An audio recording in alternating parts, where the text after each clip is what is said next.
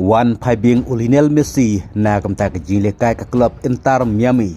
Ha ka ba ke Inter Miami kan sekun Persia lasai min step. Kata ha ka por laisiteng Persia eka alinsa 5.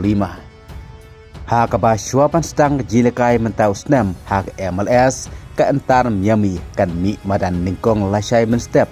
Ha ke ne ke jileka perlok Persia eka ne ke klub kabadai ne Peru. Ka second most decorative club na Peru kepala yokur du Arab League trophy. Bat ka klub Alinsa 5 ka deiru ka klub kaban sailekai menta usnem haka Copa Libertador. Kum taru lasai men step kandang dei ka sen kaban ningkong na kamenta ka klub Inter Miami bat kum juru na kamta jung Messi baun mi madan hak jingilekai.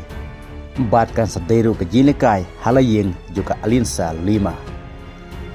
Ka Inter Miami kepala jam mata syosnem arah jarap honriu ke deiru ke klub kepala yukur ke ladu hak MLS Cup.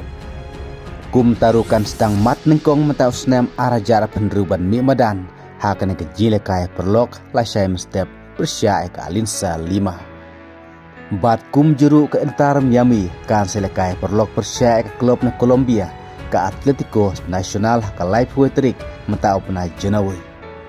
Kad ba ke jilikai hak MLS kin sedang setat ke arku arterik upnai Februari mentau senem arjar arkunriu. Hak ba ke Inter Miami kan sami madan ningkong Persia ya ke Los Angeles. Hak arku arterik Februari hak por prabaji minstep. Te tungin se pejuala syai minstep Persia ke Alinsa 5. Hakan ke jilikai perlok lah to ke Inter Miami kan job nem warlah kan tang ke jilikai perlok. Kublai sibun.